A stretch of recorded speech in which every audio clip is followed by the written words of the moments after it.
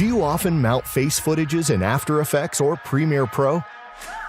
Add features of face applications without smartphones and neuronets.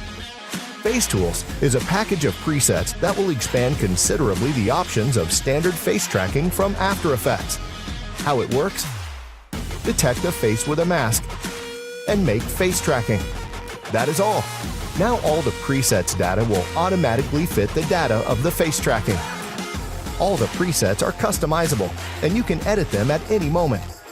In a few clicks, add distorting effects for changing the face beyond recognition. You can easily adorn the face with makeup or any other image. Try to add some texture on the face, for example, wrinkles.